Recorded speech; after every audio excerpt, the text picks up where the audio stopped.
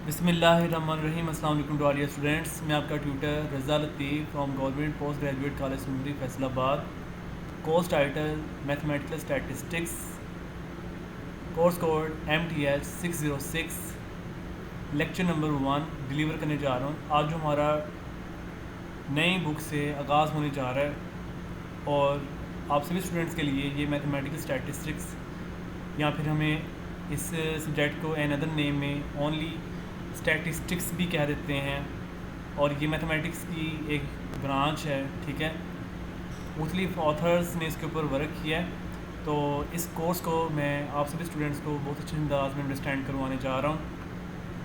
तो ये हमारी न्यू प्लेलिस्ट होगी मैथमेटिकल स्टैटिस्टिक्स का जो सब्जेक्ट है, और कंप्लीट कोर्स वर्क मैं आप सभी स्टूडेंट को इंशाल्लाह स्टार्ट करूँगा और एट दी एंड कंप्लीट इसको वाइंड अप करेंगे। तो ये आज हम इनिशियली स्टार्ट करने जा रहे हैं। तो जो मेरे चैनल पे न्यू हैं, चैनल को लाइक करें, कमेंट करें, सब्सक्राइब, अपना पॉजिटिव फीडबैक दें, और आगे से आगे आप अपने फ्रेंड्स को शेयर करते जाएं ताकि मेरे आने वाली हर अपडेटिंग वीडियोस आप तक आसानी से पहुंच सके।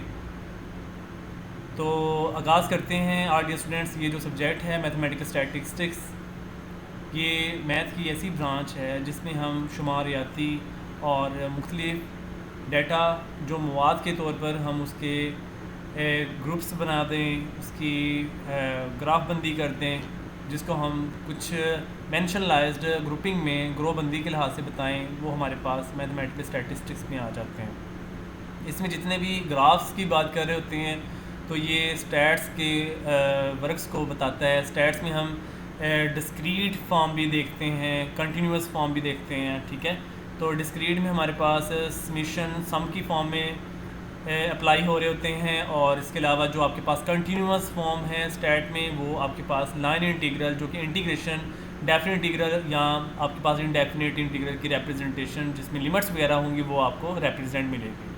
यानी कि हम स्टैटिस्टिक्स में दो तरह की बातें कर रहे होते हैं, एक डिस्क्रीट फॉर्मेशन और दूसरा है कंटिन्यूस फॉर्मेशन। तो फर्स्ट ऑफ ऑल आज का जो हमारा लेक्चर नंबर 1 है, इसमें हम सम बेसिक डेफिनेशंस की तरफ मूव करेंगे। फर्स्ट डेफिनेशन आपके पास यहाँ पर जो मेंशनलाइज है, ये है पॉपुलेशन। यानी पॉपुलेशन से हम आगाज़ करेंगे कि पॉपुलेशन एक्चुअली होता क्या है इन स्टैटिस्टिक्स के अंदर। तो इसकी डेफिनेशन कुछ इस अंदाज में है, the population consist of the totality, जिसको हम ऑब्जर्वेशन कहते हैं, with which we are interested. कहता है कि पॉपुलेशन मीन ये है कि आपके पास जितनी भी मुशाहदात की वैल्यूज़ होती हैं, जिसको आप ऑब्ज़र्व कर रहे होते हैं, उसको हम टोटलिटी भी कहते हैं। ठीक है, दोनों मीनिंग्स इसके मैंने मेंशन किए हैं, आपकी चॉइस है, जो मर्ज़ी यहाँ पे राइट कर सकते हो।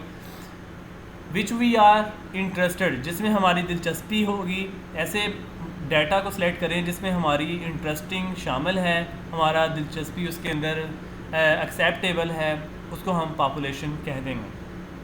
अब नेक्स्ट हमारे पास इसका आ जाता है साइज़। साइज़ ऑफ पॉपुलेशन क्या होता है, इसको देख लेते हैं कि साइज़ ऑफ पॉपुलेशन में हम किस तरह की लॉजिक्स को देखते हैं। तो इसमें है the number of observation in the population is called size of population.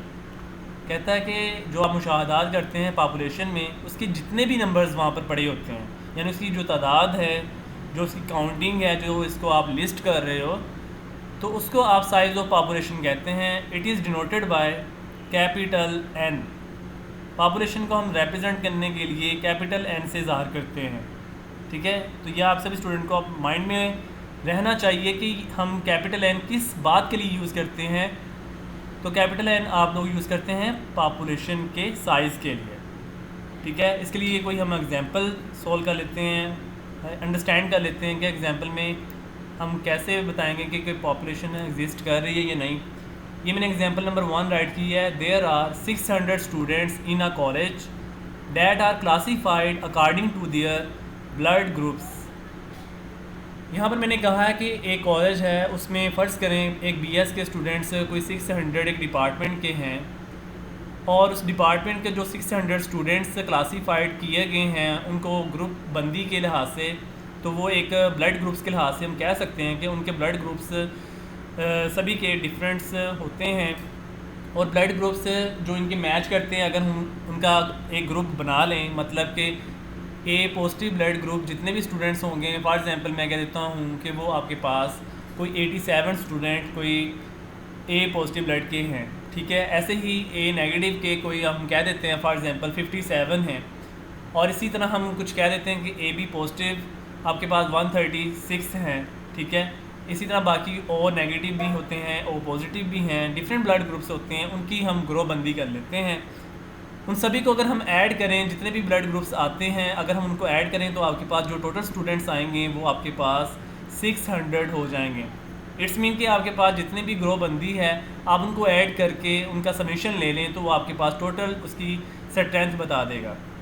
सो हम कह सकते हैं then we say that we have a size of population is a 600। It's mean कि आपके पास जो कैपिटल एन जो साइज़ ऑफ पॉपुलेशन है वो आपके पास 600 है। अब उसमें से 600 में से हम उसकी क्लासिफिकेशन कर देते हैं, उसकी हम पार्टीशनिंग करके उसकी ग्रो बंदी कर देते हैं डिफरेंट ब्लड ग्रुप्स के हवाले से, तो वो आपके पास उसका size of population as a summation में आ जाएगा। यानी कि उसको आप सेपरेट करके उसको ऐड करें तो आपके पास टोटल नंबर ऑफ साइज़ आ जाएगा जो कि आपके पास पॉपुलेशन होगा, ठीक है। सेकंड एग्जांपल मैं आपको अंडरस्टैंड करवाता हूँ। सेकंड एग्जांपल हमारे पास एक आप सभी स्टूडेंट्स अगर आप जानते हों कि एक हमारे पास जैसे फर्स्ट ईयर की जो मैथ की बुक है चैप्टर नंबर 7 फैक्टोरियल वाला, उसमें आपको स्टैटिस्टिक्स का कुछ काम करवाया। उसमें उन्होंने कार्ड की बात की हुई है जो कि हम डेक कहते होते हैं। एक्चुअली डेक आपके पास जो उर्दू लैंग्वेज में हम ताश को कहते होते हैं, जो एक ताश है इंग्लिश में हम इसे डेक कहते हैं। तो डेक जो है यानी कि ताश इसके मीनिंग है।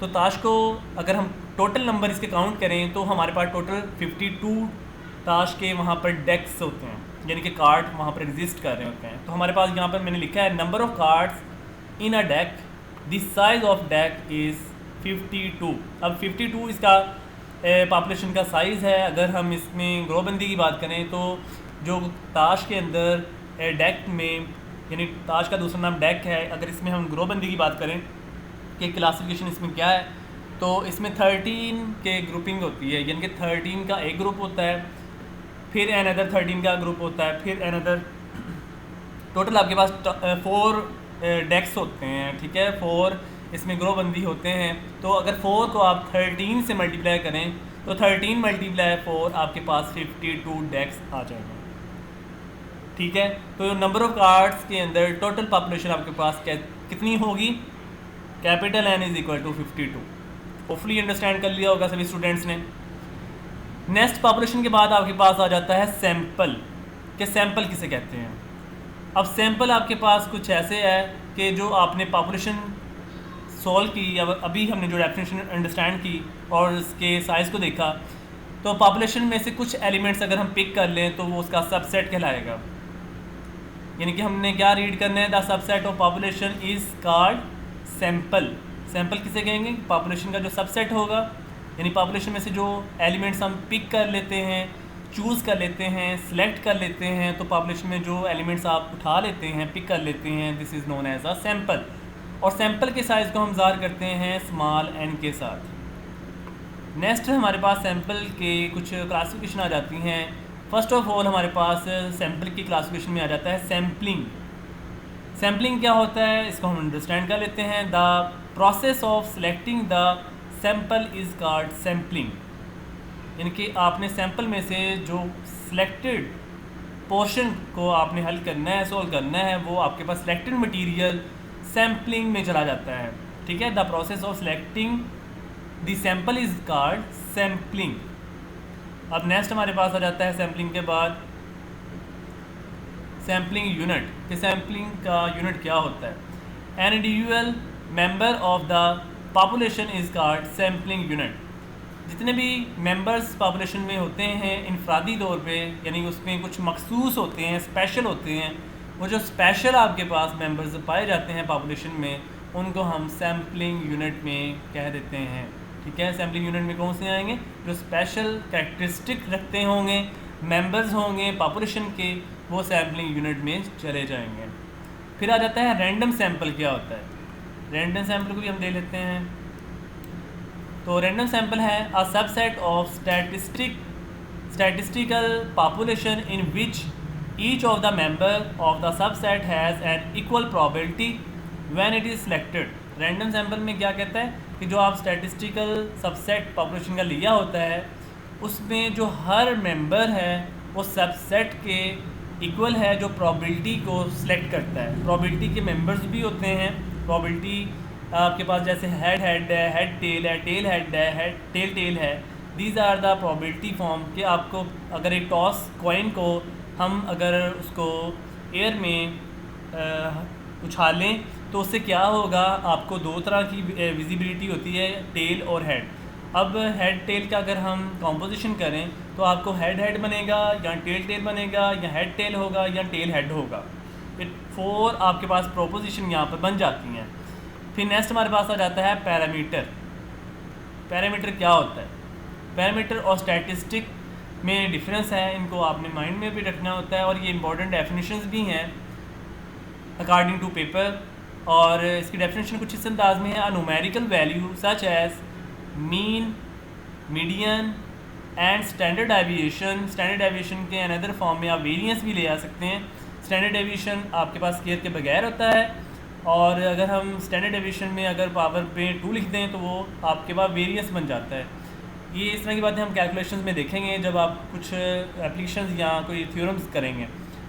तो इसमें नेक्स्ट क्या है, calculated from the population is called parameter और पॉपुलेशन पैरामीटर। ये 2 नेम है इसके, आपने इसको ऐसे ही माइंड में रखना है।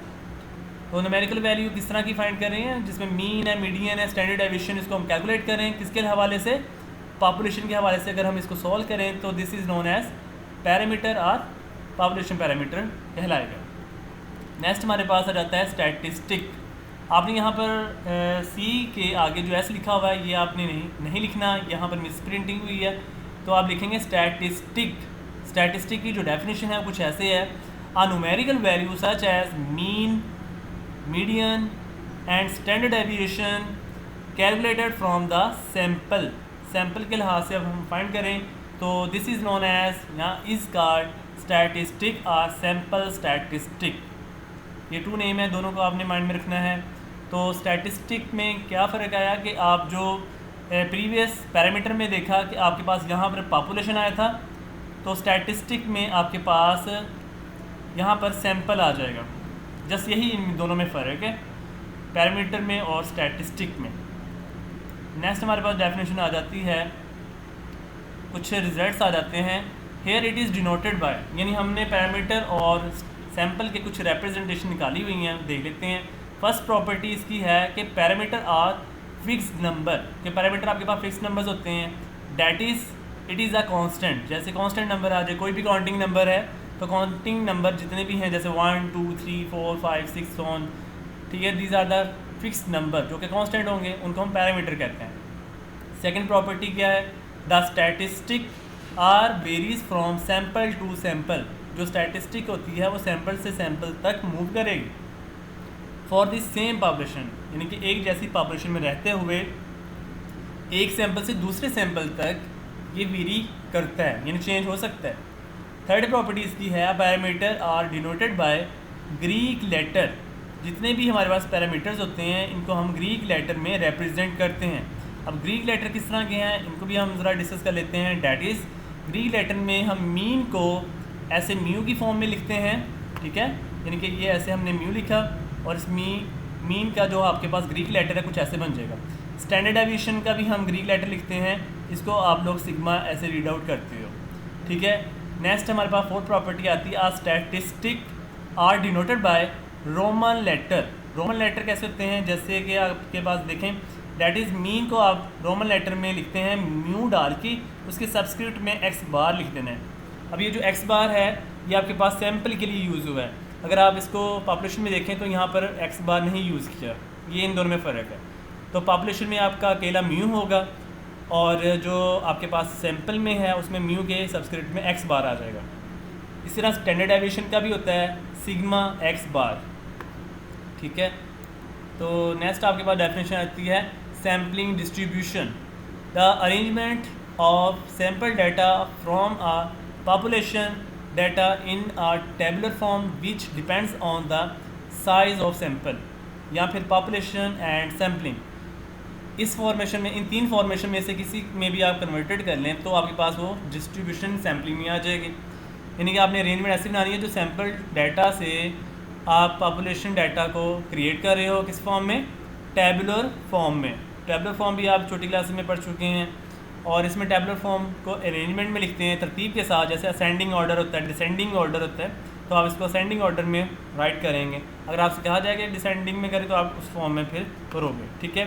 वैसे तो जितने भी हम नंबर्स लिख रहे होते हैं उसको हम असेंडिंग में लिखते हैं, which depends on the size of sample. यानी ये तीन चीज़ों पर डिपेंड है, साइज़ ऑफ सैम्पल पे, साइज़ ऑफ पॉपुलेशन पे या फिर उसकी सैम्पलिंग पे। नेक्स्ट हम देख लेते हैं कि सैम्पलिंग जो है आपके पास दो तरह की होती है। एक सैम्पलिंग आपके पास होती है रिप्लेसमेंट के हवाले से और दूसरी सैम्पलिंग आपके पास होती है विदाउट रिप्लेसमेंट के हवाले से। तो फर्स्ट ऑफ ऑल हम डिस्कस कर लेते हैं कि सैम्पलिंग विद रिप्लेसमेंट क्या होता है।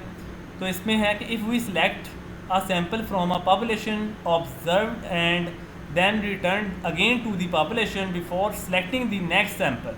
कहते हैं अगर हम एक सैम्पल सेलेक्ट करके पॉपुलेशन से बनाया हुआ है जो ऑब्ज़र्व कर रहे हैं कि वो आपको दोबारा से पॉपुलेशन की प्रीवियस वैल्यू मिल जाए before the selecting the next sample, यानी नई सैम्पल जो नेक्स्ट सैम्पल है उसको सेलेक्ट करने से पहले आपके पास अगेन पॉपुलेशन की वैल्यू वापस आ जाए, तो वो आपके पास विद रिप्लेसमेंट बन जाएगा। यानी इसमें रेपिटेशन के प्रोसेस होते हैं विद रिप्लेसमेंट में, यानी कि आपको एक ही वैल्यू हो सकता है 2-3 बार मिल जाए तो आप उसको एक बार राइट करते हैं, बट उसकी जो तादाद होती है, जो उसकी फ्रीक्वेंसी है, उसको आप लोग बता देते हैं कि ये फ़लाँ नंबर आपके पास 2 बार आया है, 10 बार आया है या 6 टाइम आया है, 7 टाइम आया है, वो हमने उसकी फ्रीक्वेंसी में बता देना होता है।